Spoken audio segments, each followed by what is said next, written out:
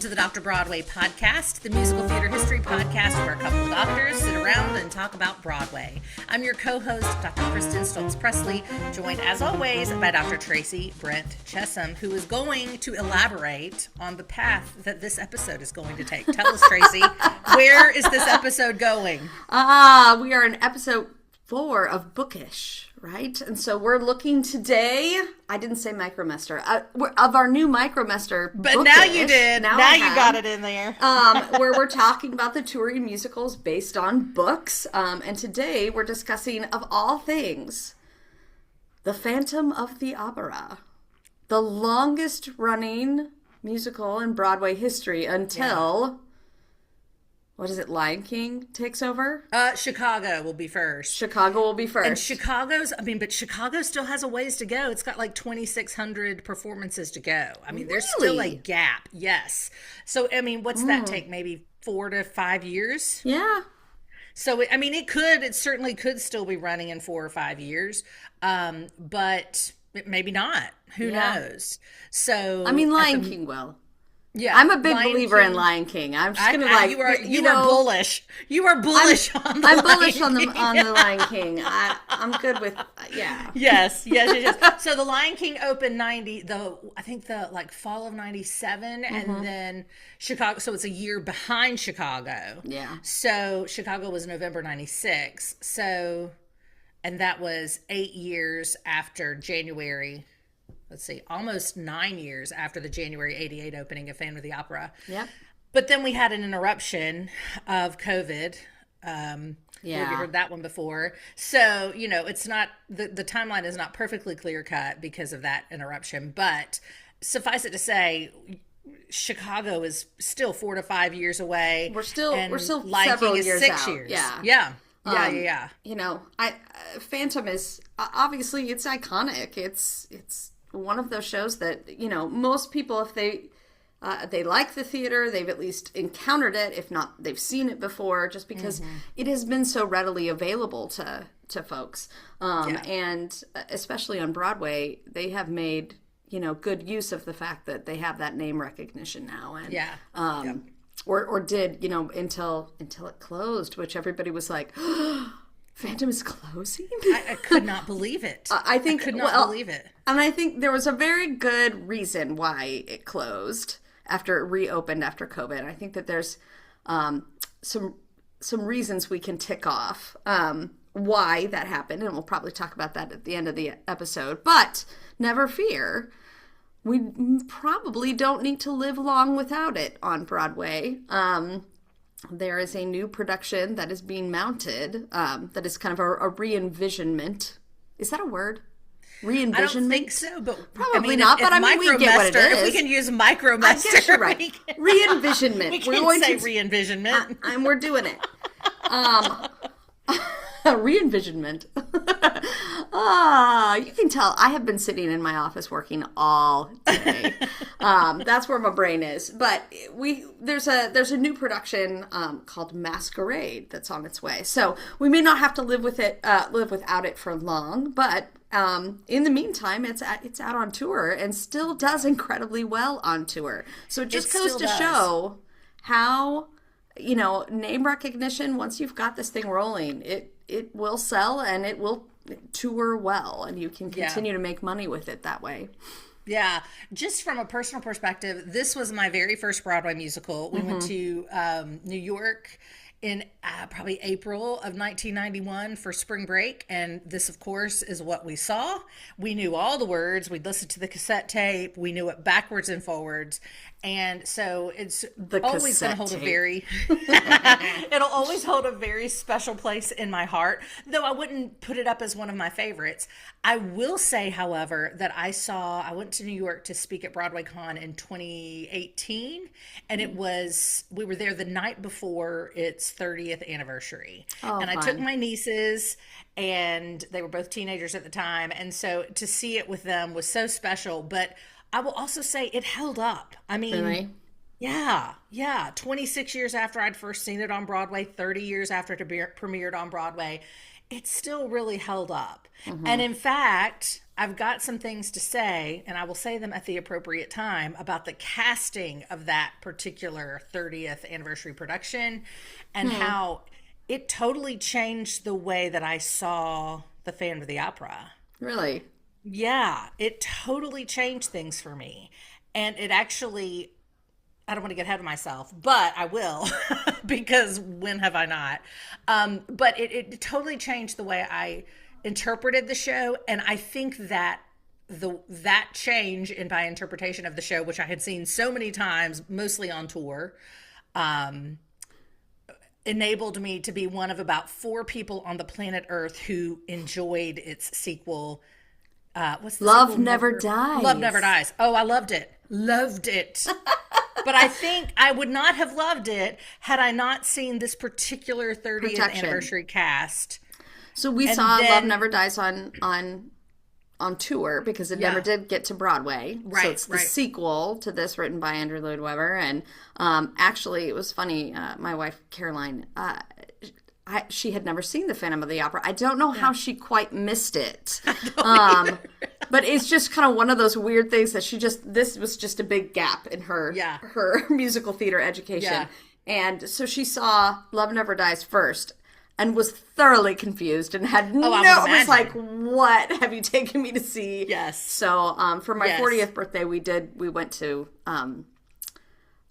New York, and I think we saw 8 shows that week. What a week. And one of them is, we had kind of a gap in there, and I'm like, all right, we're going to take you to see Phantom on Broadway so that you can say that you've actually seen it. Yeah. But you know what? All the people who are listening to this actually get to see it on tour. So that's right. So you don't have to kind of wait and spend necessarily Broadway prices to see it, which will be nice. Absolutely. Absolutely. So now, without further ado, let's get to the story of the hour, which is how this became a musical, how Phantom of the Opera went from the page to the stage, as it were. So the story of the Phantom of the Opera begins with a writer named Gaston Leroux. Mm-hmm. And I am just saying that with that little bit of an inflection to make people think I am pronouncing it correctly, because I really could not tell you if I am or not. This is when we need Caroline, who can do this and can speak the French. I'll just say Gaston Leroux. How's that? She listens to this and laughs at us. I would like you to know. She's like, why can't you two pronounce anything? And I'm like, I don't know. I will tell you, there is a line of German that's about to come up, and I can do that with the best of them. Really? Because I can't. German. Oh, good. Okay, good. Yeah, someone can. Yeah. All right. All right, so let me tell you about Gaston Leroux. How's that, Caroline? He was a little boy, who loved to write from very early on. We talked about this with Victor Hugo, who wrote Les Miserables, or wrote the book Les Miserables, how he was a child writer. And the same could be said for Leroux. He was, quote, tormented by the demon of literature. He loved to write. He loved to read. He himself, dare I say, was a bookish lad. He was part of a wealthy family, as we see often happen in these families. He was forced to go to law school. They want that respectable degree and career. And so he went to law school like he was forced to do. He even passed the bar. He hated every second of it. And so in order to kind of help himself muddle through the crisis of being forced to go to law school, he would write poems for a local newspaper. And he really, of course, enjoyed that. He got to dabble in the literary somewhat while still keeping his family happy.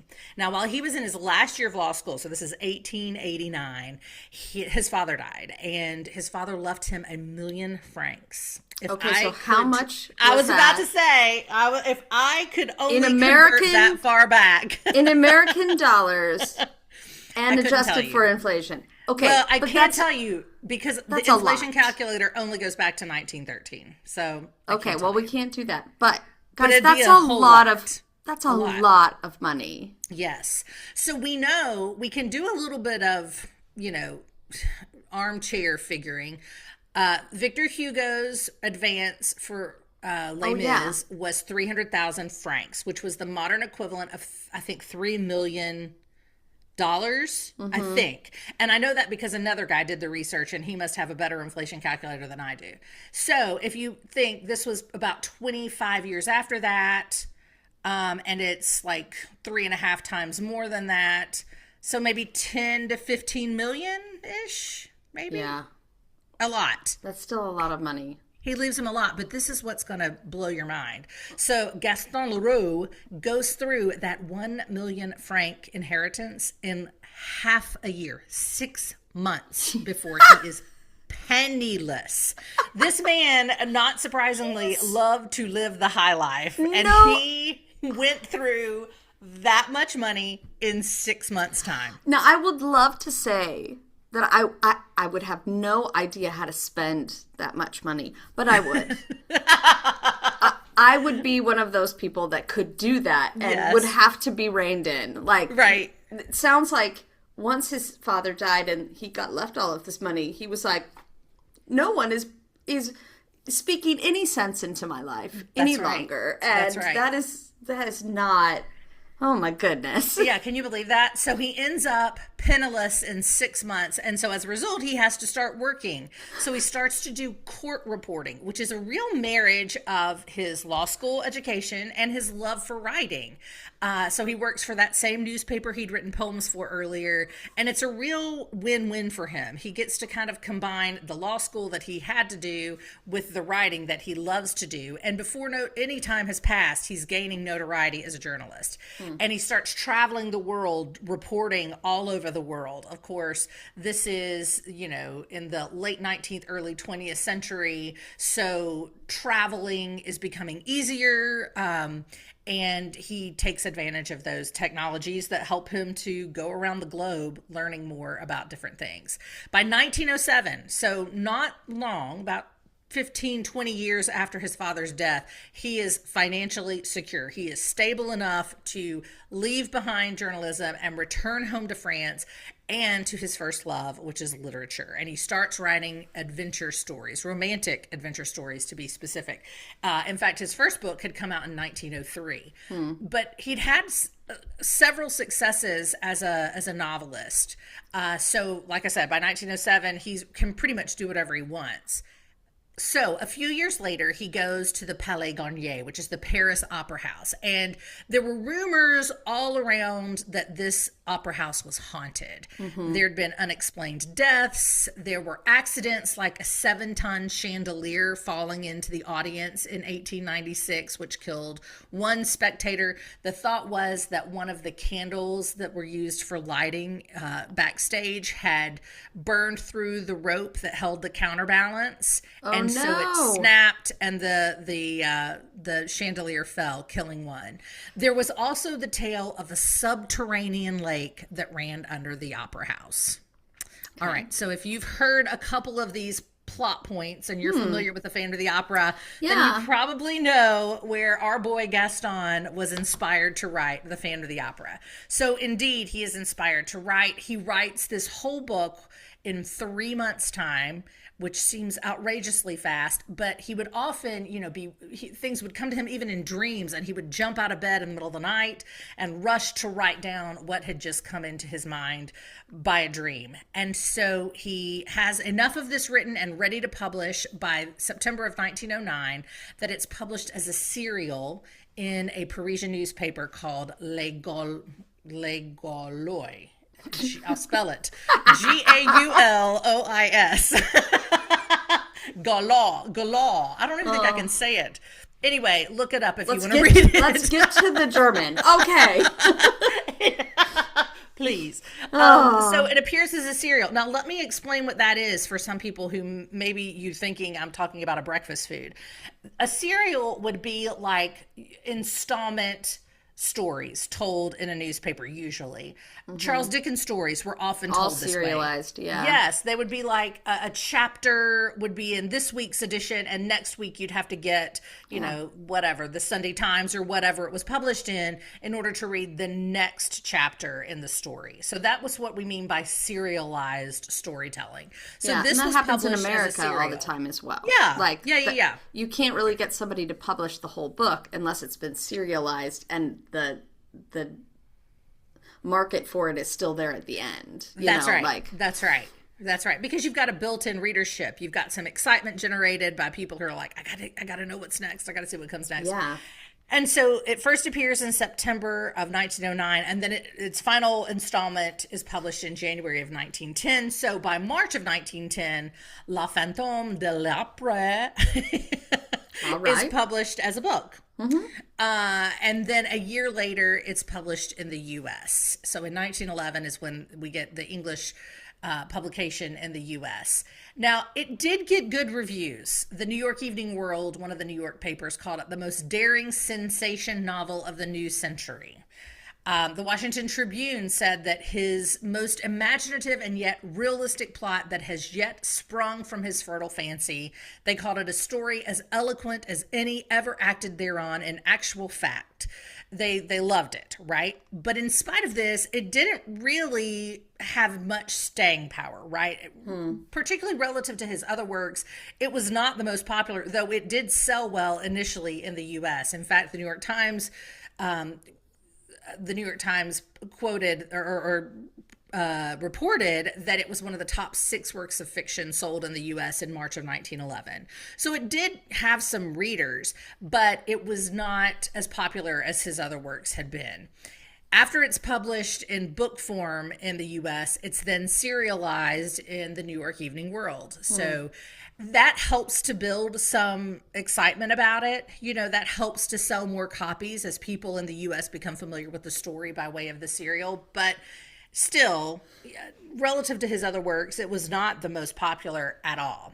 Well, then we begin to get the film adaptations. And though most often people think of the 1925 Lon Chaney silent film, actually the first film adaptation was a German film. And it was, let me say this with my best accent, Das Gespenst im Opernhaus. There you go. Also called Das Phantom der Oper. But I like the first version better. Das Gespenst im Opernhaus. So that was the first film adaptation. And then, of course, we get the Lon Chaney version.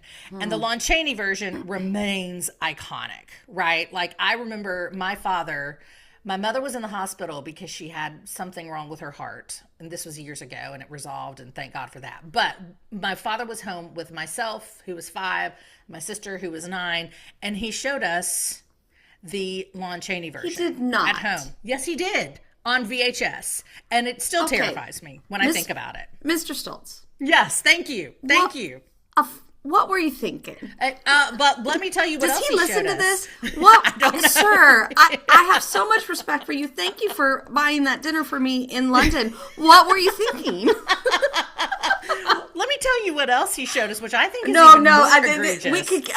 The Blob. He showed us the Blob from like 1955, in which like a pine cone devours people. I mean, it was terrifying. And our mom is in the hospital.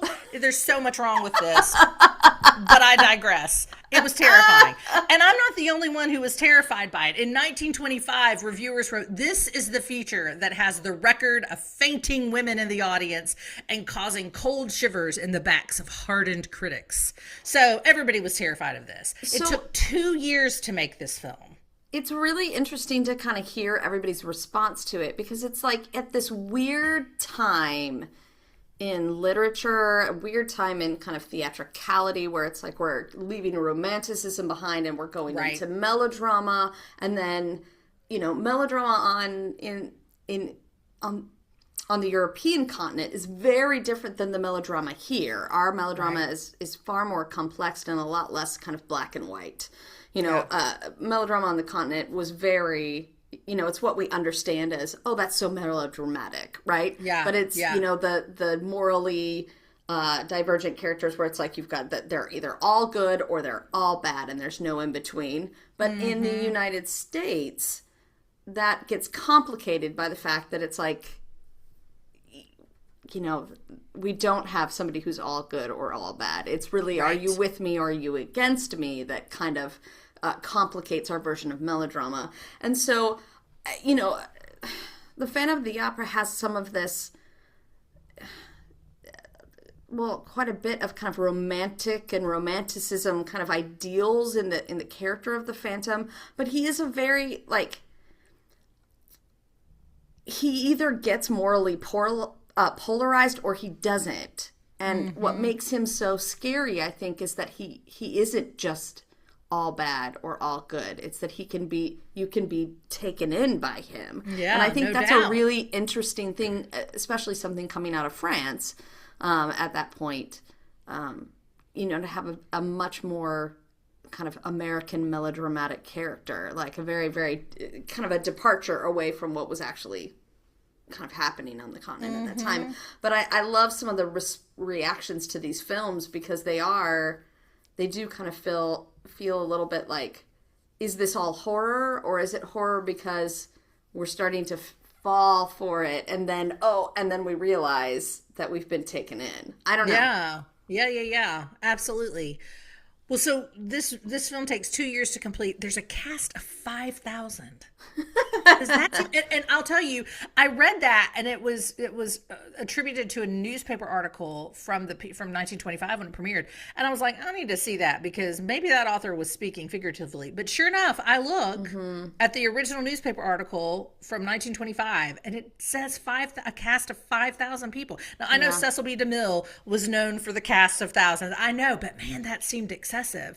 I don't remember there being that many people when I saw it as a 5-year-old, but I will tell you I've not watched it again. So maybe there are. I just don't recall. I don't know. It's huge. What was your kind of reaction to it? I mean, other than like, why would you do that to a 5-year-old? But I mean, do you remember it being very like, he's all bad and he's so scary every time he walks onto the stage? Or was it a little bit more? When I was a kid, yes. Yeah, it was very scary. He was very scary. I mean, he was the evil one, and so yeah, it was very black and white to me. But I was 5, so everything was binary. You know what I mean? Oh yeah, it was good or evil, and he was evil.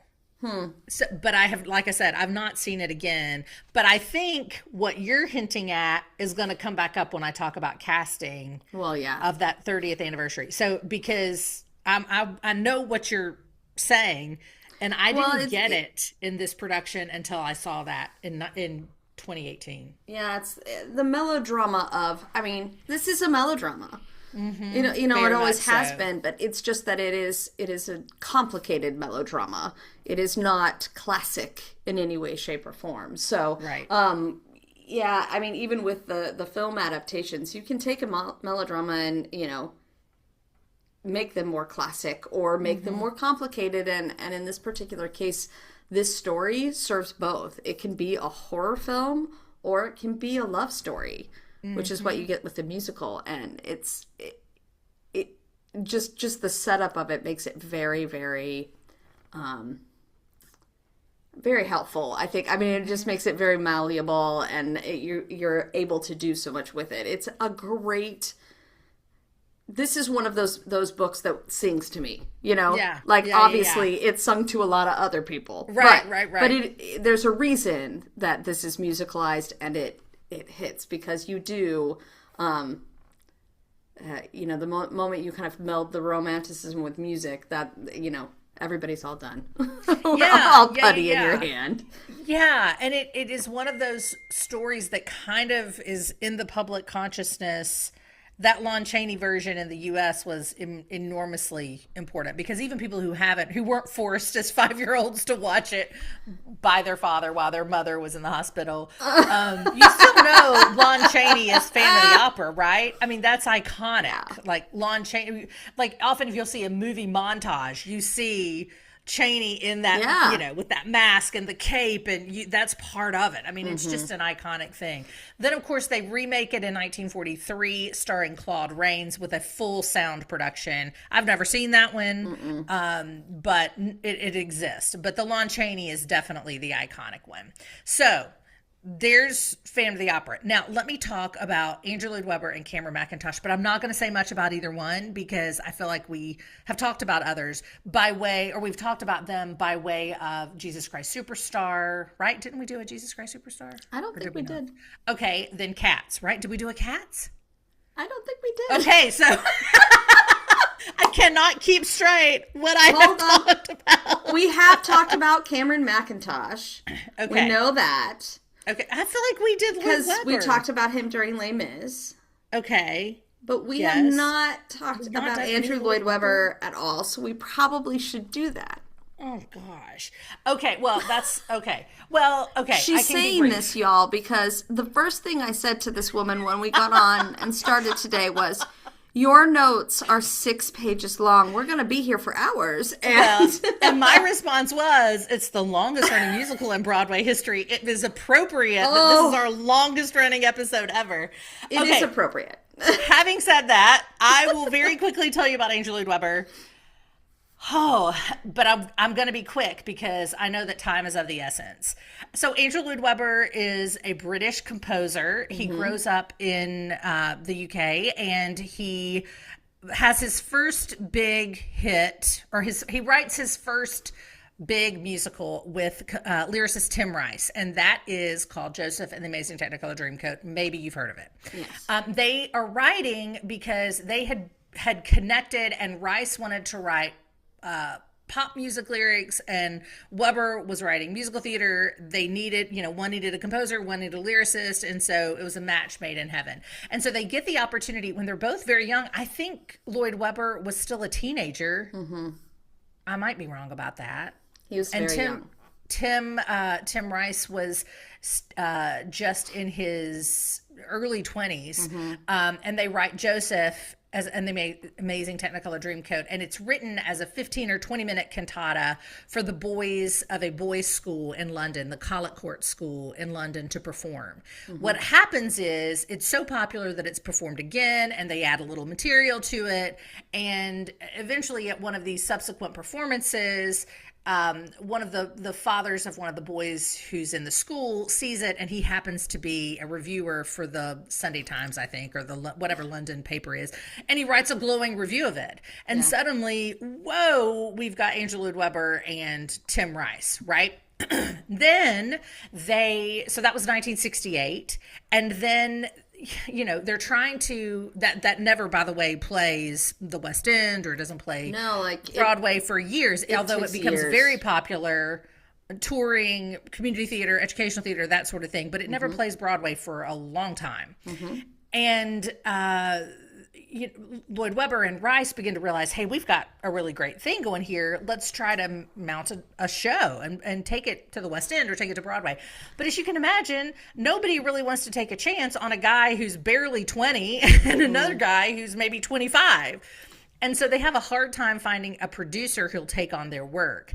And so what they do instead is they produce one of the very first concept albums, which we have talked about, right? Yeah, we've talked. Okay, that's what we talked about is the concept albums. I'm having a hard time keeping straight what I've written about, what I've spoken about, and what we've talked about on this podcast. So forgive me. True. Yeah, so they do. They write the music for Jesus Christ Superstar, where they ask themselves, what can we say about the crucifixion of Jesus if we look through the eyes of Judas Iscariot? Needless to say, not a lot of producers wanted to take that on either. Right. But it's the 70s. This is totally that's right. I mean, Hair has just premiered on Broadway. Why can't we do this, right? Yeah, and the other thing that you have to remember is think about the music scene in the UK during, late 60s, early 70s. They, Tim Rice and Andrew Lloyd Webber are really trying to take a sound that is burgeoning in, their country and bring it to the West End. That's right. And they're, a pioneering kind of group of people trying to do that. Yeah. And it's, It does pay off for them. So you've got Andrew Lloyd Webber and Tim Rice doing it in the UK, and you've got Stephen Sondheim at the same time period starting to cook over here in the US, right? So they're kind of running on parallel timelines. In fact, Lloyd Webber and Stephen Sondheim have the same birth date. Yeah, and they're doing it very different ways. Yes, and very different. It's all cultural and, why they're doing what they're doing, and it all depends on sound. And anyway, we could keep going on for that. We could. But at any rate, so what they do is they produce the concept album. The concept album is called the Brown Album, and it's a huge hit on the Billboard charts. And so because there's so much buzz about the Brown Album, the concept album for Jesus Christ Superstar, suddenly a producer's like, okay, I'll give you some money to put the show up. They put the show up in 1971 on Broadway. It actually premieres on Broadway prior to premiering in London. And it's a, moderate hit. It runs for 2 years. In the grand scheme of Andrew Lloyd Webber hits, it's nothing. It's a drop in the bucket, but it still gets him the panache and the power to say, I want to do more. And so he starts doing more. And his next big show is again with Tim Rice as lyricist. And that's Evita, which premieres in 1978 in London and has Elaine Page in the title role, and then on Broadway in 1979, and of course has Patti LuPone and Mandy Patinkin in the two leading roles. So after Evita, egos have inflated, tensions between Lloyd Webber and Tim Rice have gotten a little bit tough. And while Tim Rice says, we never officially just split up, we just quit working together, we do know that during technical rehearsal of Evita on Broadway, the balcony for Don't Cry for Me, Argentina did not come in. And Andrew Lloyd Webber was about to flip his lid, and he was famous for flipping his lid during technical rehearsals. And so to calm himself down, he starts reciting to him poetry that his mother had read to him as a child. And that poetry came from T.S. Eliot's 1939 book of Practical Cats. And I think it was 1939, it might have been 1938. Anyway, late 1930s book by T.S. Eliot called Old Possum's Book of Practical Cats. And it was just a series of poems about cats. It's about cats. Hal, it's about cats, right? It's just about cats. Singing cats. That's right. And so he decides, just for an exercise and really to give himself a break from working with Tim Rice, he decides to see if he can write music for lyrics that have already been written. And so it was an exercise. It was not ever intended to be the longest running show in musical Broadway history for a time. He takes Old Possum's Book of Practical Cats and he writes music. He musicalizes the poems. I mean, straight lyrics from T.S. Eliot to music by Andrew Lloyd Webber. And he does a performance. Go ahead. Except for Memory. Except for Memory, which is written by Trevor Nunn. Yes. The director, like literally 3 nights before it opened, because he's like, there is no arc to this story. I need a song. I can't argue with that. There's nothing here. I can't dramatize what's not here. So he, and Andrew Lloyd Webber could give him nothing. So he went home and he wrote the lyrics and he threw it at him and he's like, put that on music and then we'll have an arc. But do they? Well, more than without it. More of one than they had. It made Trevor Nunn a very wealthy man. That one song, he didn't ever have to direct anything ever again. And yet he did. But still. He didn't have to. So at any rate, he, as I remember, the details on this part are fuzzy for me, but he had a big palatial home in the UK and had some friends over every summer for a big soiree kind of thing. And they performed pieces of this Cats thing were performed, never intended to be produced for public consumption, just for his buddies, see what I've done. And it's very clear that it should be a musical. And so because how Prince, who had directed Evita and would later direct Phantom of the Opera, because he could not understand it, he said, no, thank you. That's right. That's right. Sorry. He needed a producer. And so he found an up-and-coming, at the time, producer in the UK, also British-born, whose name was Cameron McIntosh. And he invited Cameron Mackintosh, who'd started off as a stagehand at the Theatre Royal Drury Lane, and then a stage manager, and then started co-producing in the late 1960s, and then produced on his own notable productions like Side by Side by Sondheim, which was nominated for an Olivier Award in 1976 in the UK, in London, and then a very famous 1977 revival of Oliver on the West End, which ran until 1980 and was part of the inspiration for Boublil and Schoenberg to write Les Miserables. He goes to Cameron Mackintosh and says, why don't we work together? And that was in 1980. And that is how they started working together. And Cats is their first collaboration, which premieres in London in 1981. And then on Broadway, I think 82. So the next year. All right. At one point, just to tell you how cataclysmically successful this collaboration was, at one point Cats had companies both in London and New York and productions in 13 different nations on 4 continents. This was unheard of at the time, right? This was unheard of. This was a new model for Broadway. This kind of mega hit, the mega musical we call them, this was a brand new deal, and a lot of it starts right here with Andrew Lloyd Webber and Cameron Mackintosh. So as you can imagine, if you have that kind of success with someone, you're going to probably try to get lightning in a bottle again and do it again. So it was during that incredibly successful run of Cats that Andrew Lloyd Webber calls Cameron Mackintosh. And Cameron Mackintosh was, in his words, soaking myself in a long hot bath. Oh, gosh. Which is an image that I love to think about. I always Why do they always say that? It's like, oh, where were you when you first got the call about, and that's what he has to tell us. I'm like, tell me the city you were in. That's all I need to know. But you know what? I kind of envision Cameron Mackintosh with a cigar and a top hat and lots of bubbles. This is my mental image of Cameron Mackintosh taking this call. But he gets the call from Andrew Lloyd Webber, and Andrew Lloyd Webber, Mackintosh says he was calling to catch up on the gossip and to pitch a new idea. And this new idea that Andrew Lloyd Webber had was to make the story of Phantom of the Opera a musical. Now, he was not thinking of Gaston Leroux's Phantom of the Opera at the time.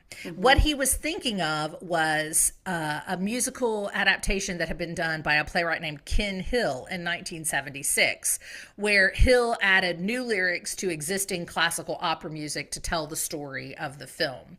And so what they thought was, we'll go to Ken Hill and we'll say, hey, can we kind of rewrite your show? Right. Can we turn this into kind of a Rocky Horror Show kind of thing, like really adapting Ken Hill's vision and turning it into something entirely different? And one of the motivations for this was a member of the Cats ensemble had turned out to be Andrew Lloyd Webber's personal leading lady, Sarah Brightman. And so he wanted to write something for her unbelievable vocal range. So Phantom of the Opera seemed like a great place to start. After they had the idea, immediately, though he was in the bathtub smoking his cigar with his top hat and his bubbles, immediately Mackintosh knew that's $1 million idea or $1 billion idea, as the case may be. And so they started screening the films. They watched the 1925 silent film with Lon Chaney. They watched the 1943 version with Claude Rains, and neither one of them hit. Neither one of them was the story they wanted to tell. Then one day, Andrew Lloyd Webber is walking around New York City, and he goes to a secondhand bookstore. And while he's there, he finds a battered copy of the old 1911 melodramatic, Gaston Leroux, right? Gaston Leroux, Phantom of the Opera. He read the whole thing. Melodramatic Phantom of the Opera. Indeed. He read the whole thing in no time and decided he liked that version better than Ken Hill's adaptation. He liked that version better than, either of the film adaptations. and he felt in his gut that he needed to focus on the love triangle. In fact, Cameron Mackintosh later said the love triangle is the crucial difference between our musical, the original novel, and the other versions of the story. So that was all Andrew Lloyd Webber. But again, he's motivated by wanting to write something for his beloved Sarah Brightman. Yeah. Now, this is where I want to talk about casting. Because I had seen Phantom of the Opera first as a 12, 11, whatever, 13, I guess, almost 13, in 1991 on Broadway. Mm-hmm. Then we saw it, it toured Atlanta or Charlotte. I didn't live in either of those cities, but I lived close enough that we often went to shows in both. Mm-hmm. And every year it would come through. And I remember my dad would round up his buddies and be like, okay, who wants tickets to Phantom of the Opera? And he may buy 15 or 20 tickets. Yeah. And we'd all drive over to Atlanta to the Fox Theater together and see it. I don't even know how many times I've seen Phantom of the Opera, but it's a lot. And I always, I guess I suspended my disbelief, or I just accepted that I'm supposed to understand from the text of the musical that Christine is torn between Raoul and the Phantom, but I don't fully understand why, because the Phantom seems creepy and gross and Raoul is so nice to her, But then I saw this cast. Mm-hmm. Ali Ewoldt played Christine, mm-hmm. Peter Jerbeck played the Phantom, and Rodney Ingram played Raoul. I'm not saying this is the first cast to ever achieve this. I'm just saying it's the first cast I ever saw to achieve it. And Peter Jerbeck was so daggone appealing as the Phantom. Let me tell you, the sexual tension finally made sense. Like, it had never made sense before. The Phantom had always just seemed like this creepy weirdo. And it's like, Christine, what is your problem? But then when you saw this sexual energy, but you were like, I get it, Christine. It's a tough choice. My friend, I need to bring something to your attention. I wish you would have. Did I just miss it all those years? No, you did not. You were just not old enough to understand it. No, well, that's fair. That's very, very, certainly at 13 I wasn't. I will also give you that, at least from my perspective, kind of watching some of the casting play out, because my parents saw the original cast. So saw it with Sarah Brightman and what's his name? Michael Crawford. And I don't remember who played Raoul. It'll come to me. Anyway, still huge name. Yeah.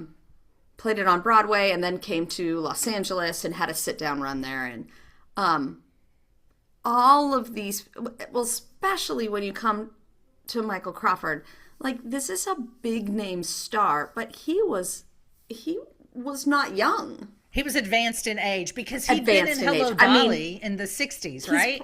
He's probably like just a little older than us. He's probably our age when he's playing this. The shoe fits. But you're looking at this and going like, I don't understand. I don't understand. Right. Even, I feel like I understood it more from an artistic education perspective, but it was, it's like, it's a little creepy there.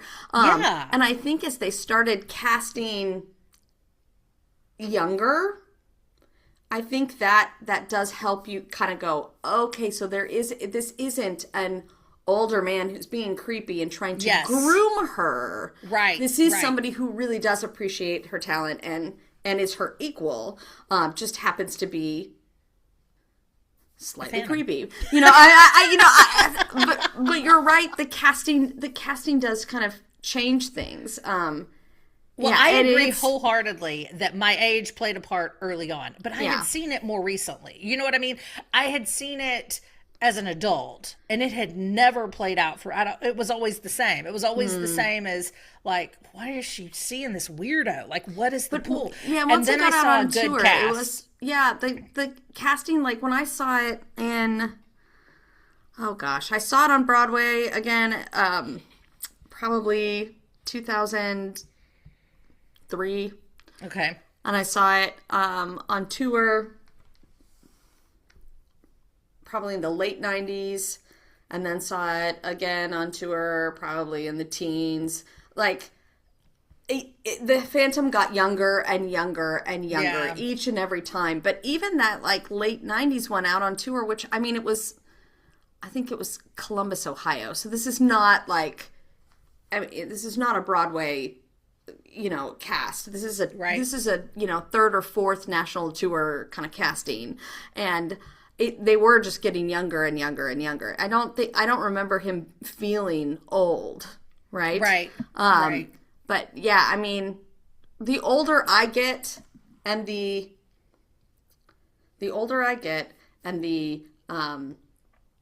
younger the Phantom gets, the more it resonates. And I think sometimes it's like you kind of have to like get that thing. The other thing is that it's like the male voice isn't ready to do the demands of this character until they can't do it in their 20s. That's fair. Yeah. And I think that's another piece of this.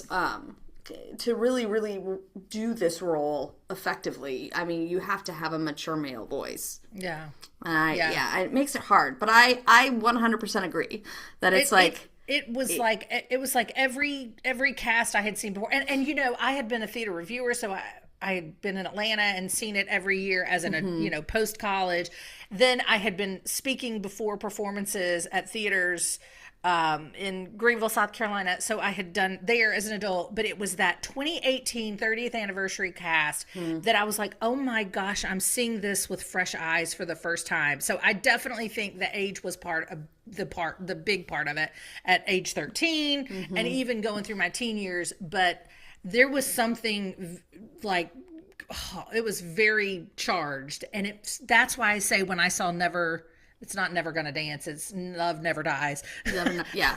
I don't know Love why. Never Dies. Never Gonna Dance. Love Never Dies. When I saw the sequel, and spoiler alert, it's implied that you find out by the end that Christine has a child with the Phantom, and she's trying to, reconcile how to deal with that and Raoul thinks it's his child. Right, that's right. For 10 years Raoul has raised this child as his own, or whatever it is, ever how many years it is. And you're suddenly like, Christine, honey, I get it, girl, because I had in my mind that 30th anniversary performance. So I was like, I understand that tension. I understand between the nice guy and it could feel very, very very assaulty. Yeah. Otherwise. Yeah, right. Absolutely. And I know Sarah Brightman is very, very young at this point. Yes. And they do, the character's young. The character's young at 18. There's tons of controversy when they cast for the film. Do you remember casting for the film? I don't remember controversy.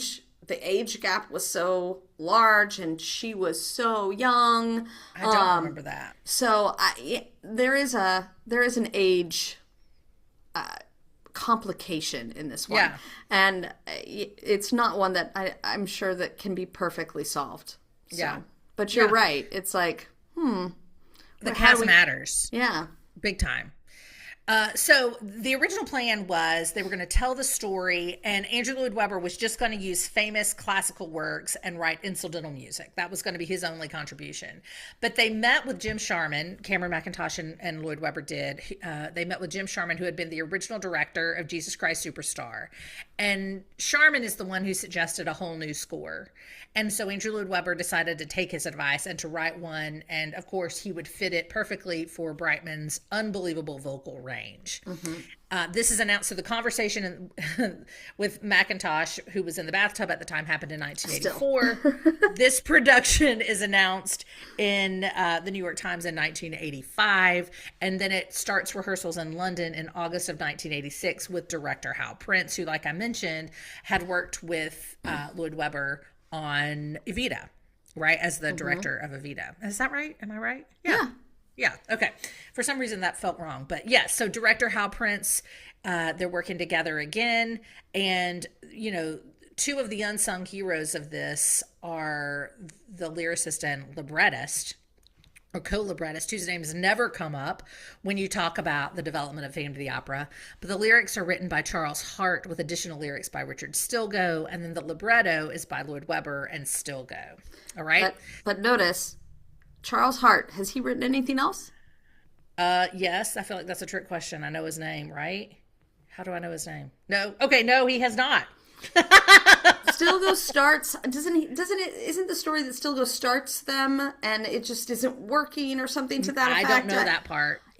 Charles Hart is very young. He comes in out of kind of nowhere, and then we don't really see anything from him. Okay. Ever. Okay, I'm going to check the because excited historian here. So, shockingly, the production in London cost $3 million to produce. That's the modern equivalent, before you ask, of $9 million. Still an unbelievably inexpensive production. And it opens in October of 1986 in London. It's called, there's reviews on both sides of it, but in short, it's called God's Gift to Musical Theater by one reviewer. Another reviewer calls it a triumphant reworking of this vintage, spine-tingling melodrama. And that is in the UK, in London. I was like, wait, what? I'm hearing you do this, and I was like looking up Charles Hart, which he's not done. I mean, you can't find any information on him whatsoever. He did this a one-off little thing. I mean, what more does he need to do? I think he's a very smart man. Yeah. I have done one thing. Yeah. And now let the royalties come to me. Go out on But top. I kind of heard what you were saying out of the side of my ear, and I wait a minute. Where did you read that? Because that is not what I read. And then I was like, oh, this is London. I will say London's reviews of the show were not perfect. Right. Were they? Exactly. Yes. There were some questions about it. Yes, definitely. I mean, it was still a melodrama, right? Which was still looked down upon. Nevertheless, it wins the Olivier Award, the equivalent of the Tony Award. And of course, it's going to come to New York. And indeed it does. It transfers to New York and opens here in January of 1988. Now, here's some astounding information about the advance ticket sales.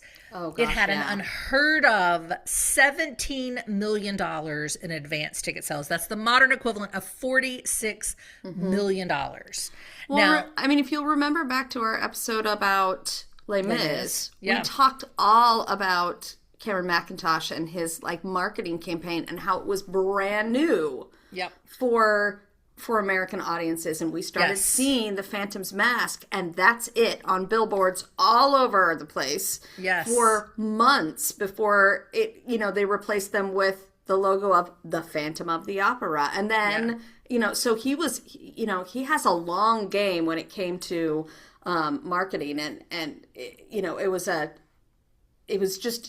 revolutionary for musical theater. So it doesn't surprise me that he was rewarded with this. Yes, but what's shocking is so much of it was just buzz from London. There was so much publicity about it that he only spent, let me find the number. It is not much. He only spent about $150,000 of his own money to market the Phantom of the Opera. That's the modern equivalent of $400,000, which is nothing. Yeah. Nothing. But that's because the buzz from London was so great. Now remember, not only did they have Cats in their back pocket and subsequently... That is still running. That's right. At this point. Still running. But subsequently, Song and Dance, which premiered in 1980... is that right? Is that the title? Song and Dance, yeah. Yeah, Song and Dance. For some reason, that felt wrong too. Song and Dance, which premieres in 1985 in New York. And also, Mackintosh had Les Mis, which had opened... he produced Les Mis, which had opened on Broadway in 1987. Didn't he do Starlight Express? I believe he did, which was also another collaboration. Yeah. So, just... unbelievable success. They have created their own buzz, right? That's why they don't need to spend a lot of money on marketing, because if it's Cameron Mackintosh and Andrew Lloyd Webber, you can assume it's going to be a big hit. So it opens in New York January of 1988, and when it does, the Schubert Foundation, or the Schubert producing agency, which owned the Majestic Theater where Phantom of the Opera was set to open, did about $1.5 million in upgrades to the theater. That's the modern equivalent of $4 million, by the way. And that was to accommodate a lot of the stage trickery that they used in the show. They really wanted to use a lot of those grand guignol sorts of stage tactics from the late 19th century that included building 110 trapdoors in the stage. So that required a lot of money to accommodate, and the Schuberts put their money where their mouth was, and I think they probably are glad that they did. But the New York production cost $8 million, which is significantly more than it had cost in London. That's the modern equivalent of $21 million. And like I said, it had a $17 million advance ticket sales, which was $5 million more than Les Mis had the year before. It was the highest advance in the history of American theater, and it beat out what had previously held the record, Les Mis, Cats, Starlight Express, and La Cage aux Folles. What do you notice about the three of those four titles? They were produced by Cameron Mackintosh. And from not American. Yes. Not by American, like an American writing team. The British invasion. And so, put that in context of... Never mind, we didn't talk about Crazy for You.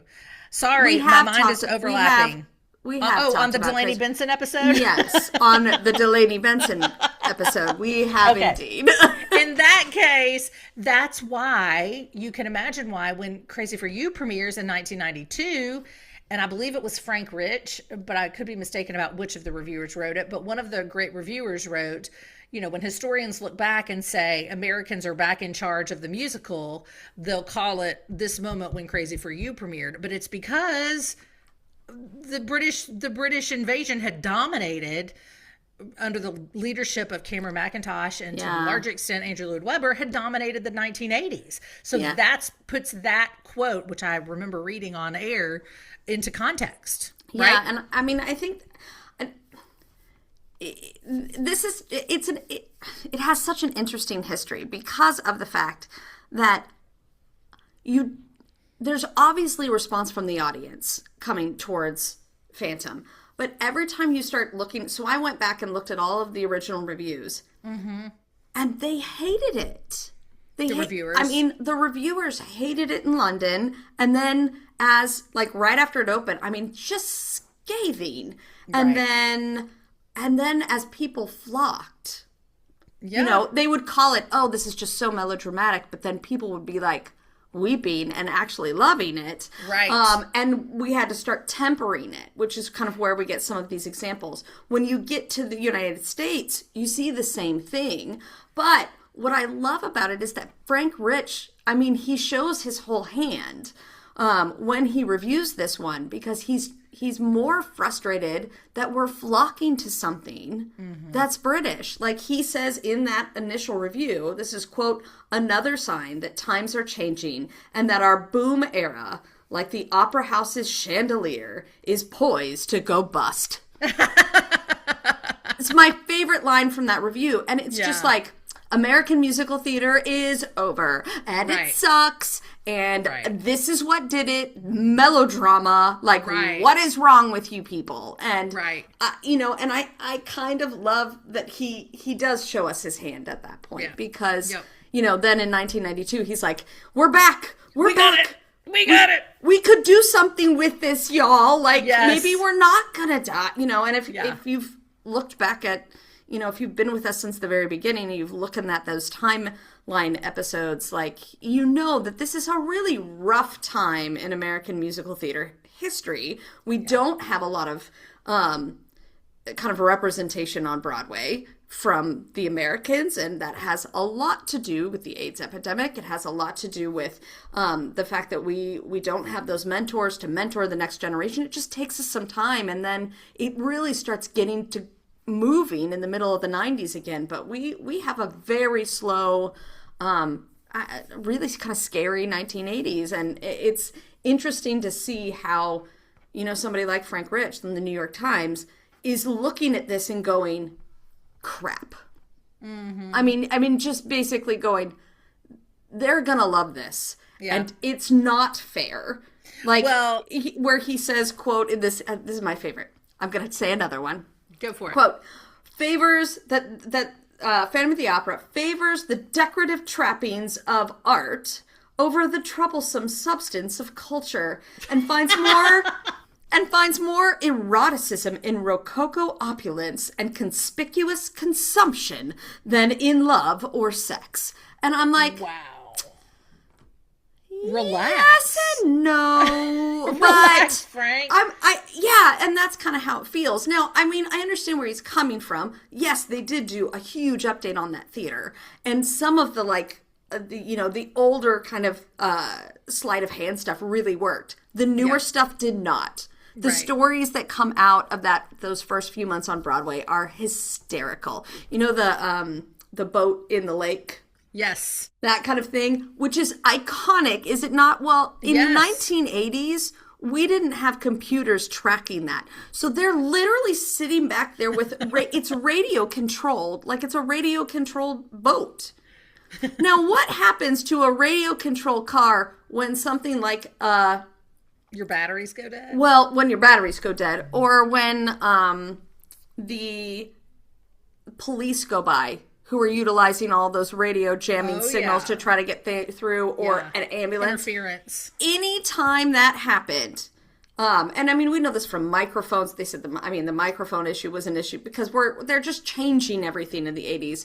But they said that, I mean, the amount of times that boat went haywire, it it would just try to, there were times they'd have to step off of it because it was going to go into the orchestra pit.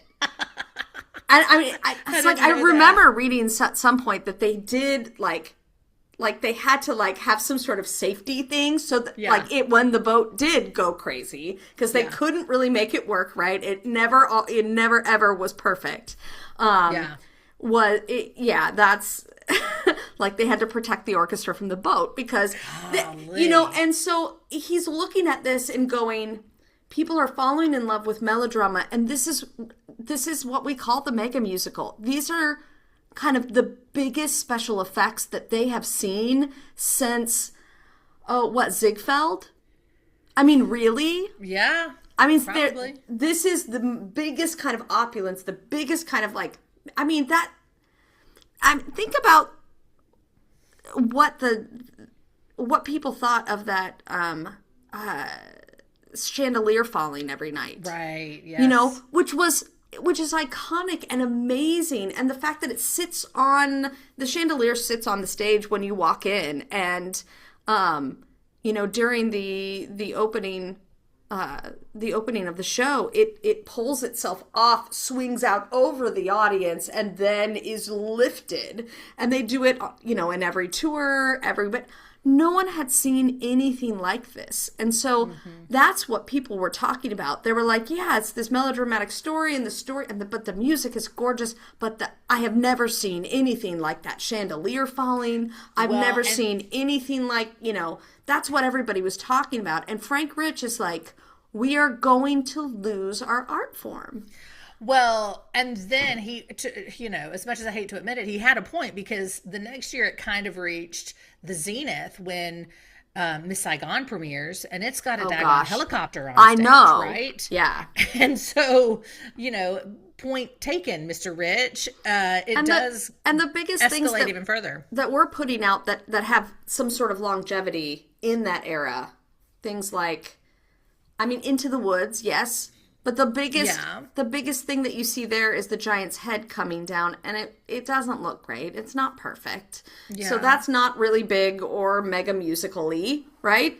Right. Or something like The Secret Garden, that is 1992, and it's beautiful and big, but there's no really room for, flying across the stage or anything like that. La Cage aux Folles was a huge hit in, 83, 84, and there's nothing. There's just nothing in it. Spectacle. Spectacle. I guess you could look at, what's the singing plant one? Audrey. You could look at Audrey. Yes, Little Shop of Horrors. That was off Broadway. But that was something. But we're not doing stuff like that. Yeah. We're just not. And it's not until we get to 1994 with Beauty and the Beast that anybody can touch these kinds of special effects. Yeah. And integrate them in. And what Frank Rich is is saying, and I didn't agree with him at the time, but now I know where he was sitting. Yeah, I do. And I don't love Frank Rich. Like, a lot of times I think he's completely off base. But in this particular case, he's reacting very, very strongly to the fact that it's like, we have just lost our art form. Mm-hmm. We're not going to get it back if we don't pull this back, pull it back, into our reins. And I don't think there's anybody to do this. Yeah. And I don't know. There's so much to it, but the spectacular part of it is really the selling point. Yeah. And for that does lots put of into American context audience. The elation over Crazy for You in 92. The elation over, we have American creators and we're telling a story that cost $750,000 to produce. Mm-hmm. It was just But nobody saw that.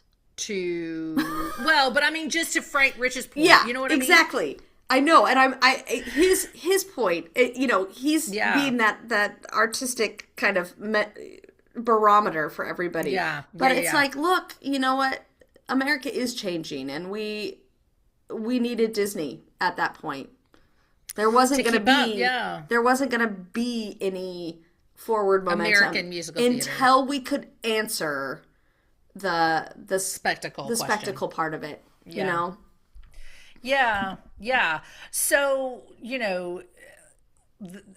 it was true that the reviewers may have hated it, audiences loved it. I talked about the $17 million advance.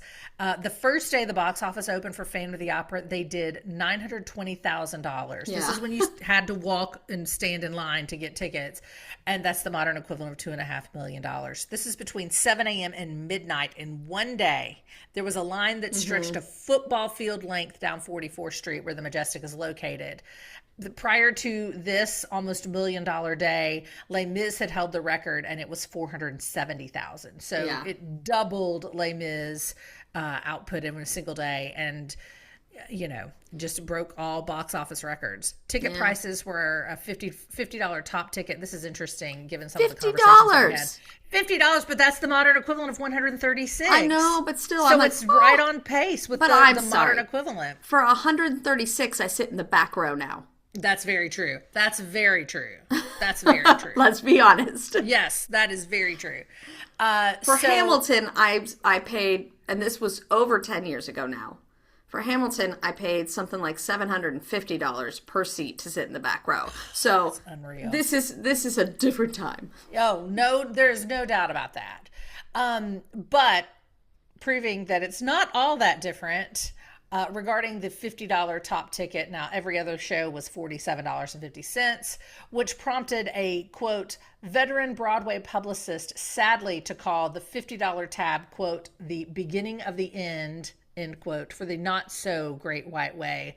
Producers, the article continues, seem to prefer ever costlier big events that justify keeping prices preposterously high. Yeah. So this is 1988, and it was the beginning of the end for the Great White Way, which echoed a story that I read from the 60s, which echoed a story that we discussed just a few weeks ago from September 2025 by Michael Paulson. So nothing new under the sun, as we've said so many times before. So the musical, in spite of what Frank Rich thought, won 7 Tony Awards, including Best Musical. And then, as we've already said, it did not close until April of 2023, after having played 13,981 performances. Mm-hmm. Absolutely unbelievable. And then, as Tracey alluded to now, there's now this immersive experience called Masquerade that started kind of as a pop-up thing in New York City, and I've seen videos about it on TikTok, though I will confess to not fully understanding them. You are given an invitation to this place, and you may or may not know where the place is, and then you show up, and it's some kind of immersive Phantom of the Opera experience. I will have to experience it to understand it, because at the moment I really do not. Yeah, there's a lot going on with what's happening. One of the things that I want to kind of which I'd kind of like to talk about, is the fact that it's like, okay, so the initial opening was amazing. It won all the Tony Awards. It just swept everything. Right. And it had been, I mean, if you went to New York, that's what you saw, right? If you didn't, especially if you didn't know any of the other titles, that's the one you saw. Everybody knew about it. And so it was, easy, but it has done well on tour. It has gone out, but it's been able to kind of revive itself over and over and over again. And I think some of that, again, is our nostalgia. The idea that this is the first time we've ever seen anything spectacular like that. Right. And so that's the level that it holds. I'm here to tell you that out on tour, it is spectacular if you have no idea what's coming. But do not get overexcited. Because it does not look like some of the special effects that we see today. Right. It is, it is aging in many ways. Yeah. And we're finding that more and more. What they've done is they've reworked some of the special effects to make it, first of all, cheaper to travel, and second of all, make it fit in theaters it had never fit in before. Exactly. And I think that's another reason why it closes. Yeah. After COVID comes back, they revamp the musical and reopen it, but they open it with a touring size orchestra. Oh, I didn't know that. Yeah, to make it cheaper. So that it came back, it wasn't the same production. Basically what they did is they took a touring production and they put it in there because it was going to be cheaper to produce. Because while, it sells out all the time, you can get tickets for $20. Right. When I took Caroline, I, sprung for, front of the balcony, and it was like maybe $45 for each of us. So they're not making tons of money on it, So all of a sudden it was kind of watching and going, wait a minute, I'm looking at all of these other shows that are having trouble recouping costs, but they're making $90 million over this amount of time. And we've been talking about that all season, right? I was like, I don't know how this is staying open. There was lots of merchandising, and, this is 2018.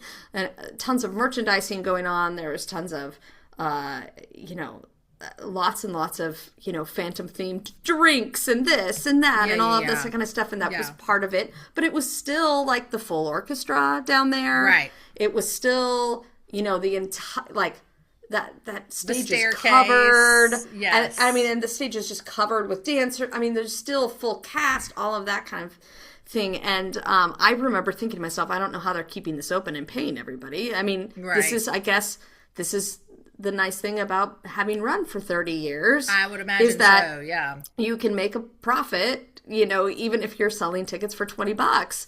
But apparently it did squeeze them too much, because when they reopened after COVID, they did change everything to make it cheaper. Like, all of a sudden labor, as far as the amount of actors that they're hiring and the amount of musicians that they need, that's all gone. It's all kind of the touring stages. And I think that hurts it. Especially when you're coming to Broadway and expecting to see something different. Yeah. It was, and their ticket prices were creeping up. So I think that does really add to it. So they moved both Broadway and the West End to the touring specifications after COVID. I did not know that. Yeah. I will say, just as a point of information, Les Mis did the exact same thing with their touring show, and both of them happened around the same time. It was like 2010-ish, thereabouts. And I think they realized we can do this less expensively, and everybody's seen it by now anyway. So they're going, as you said, for the nostalgia of it in large part. So they're going to hear the music and it's going to have the same effect, and we can cut some corners. But when these are, if these are mega musicals, right. Musicals are dependent on the large orchestra, great special effects, and the millions of people on stage. Yeah. And when you take that away, you can still do the show, but but it doesn't hit the same. You know, That's it doesn't. So true. It doesn't hit the same. That's what we were paying for back then. Yeah. So $50 might have sounded big, but you know, it was really worth it. You got your money's worth. Yeah. So well, go ahead and finish. Any final thoughts on this one? Well, Phantom is it's iconic. Yes. But it has to hit you the right way. And I think seeing it now is very different than seeing it in the 1980s. And if you've never seen it before, it's going to be kind of like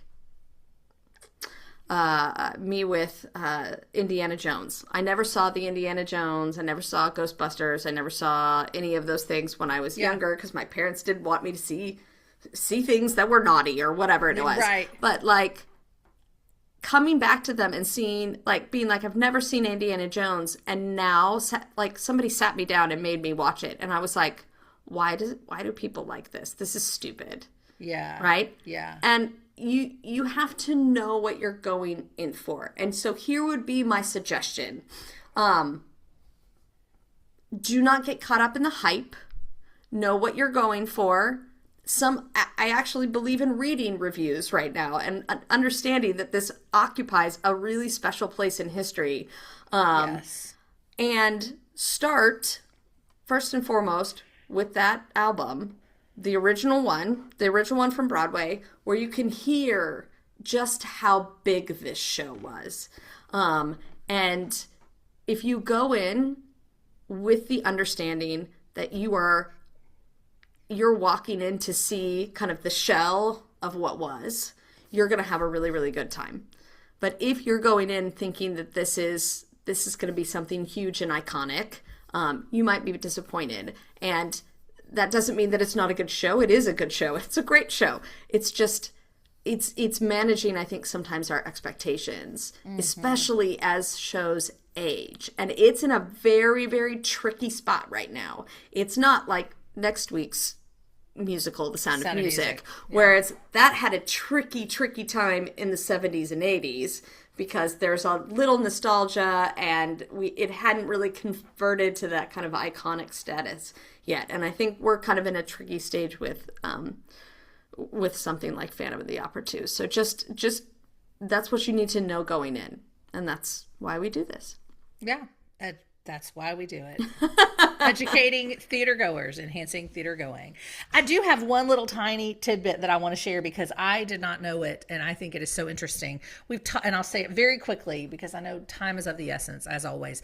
But we talked about producer David Merrick.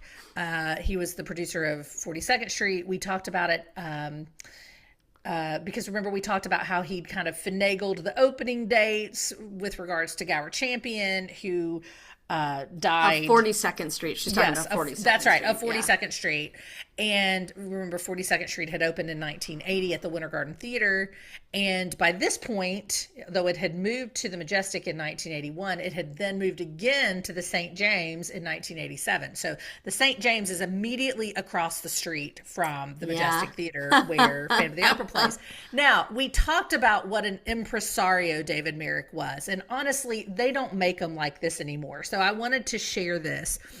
So he pushes back the start time of 42nd Street. That original production was still running on Broadway. Like I said, only it had moved to the St. James Theater directly across from the Majestic. He pushed back the start time from 8 o'clock to 8:15, and he did it to accommodate people who had shown up at the door at Phantom of the Opera hoping to get cancellation or last-minute tickets and couldn't. He wanted them to be able to say, well, I There's can't another go see Phantom of the Opera, but I'll pop right over here and see 42nd Street. And so he rebranded and marketed the 42nd Street as, quote, the latest hit on Broadway, kind of a play on latest, because Hilarious. It opened 15 minutes later. So he did it for both the evening performances, 8 moved to 8:15, and for the matinees, 2 moved to 2:15. And he would have toe-tapping men and women dancing through the theater district wearing sandwich boards that said, David Merrick is holding the curtain for you. That's hilarious. So I love this man. Certainly he had his faults, but it was not when it came to marketing. I think that is brilliant. Yeah. And it closed, of course, 42nd Street was kind of breathing its last breath at that moment. It closed about a year after Phantom opened in 1989. But he kept it open for another year doing something like that. Look at that. He huffed and puffed through one final year on the wings of Phantom of the Opera. And I think that is an awesome story that I had never heard before. So I wanted to share it because I think it's worth remembering that those P.T. Barnum kind of guys don't exist anymore. Yeah. All right. So on amazing. that note, that'll do it for this episode of the Dr. Broadway podcast. Tune in next time when we'll be talking about The Sound of Music. As Tracey said earlier, Sound of Music, of course, opened on Broadway in 1959 and is based on the book by Maria Augusta Trapp, which is called The Story of the Trapp Family Singers. Until then, you can connect with us via email at hello@drbroadway.com.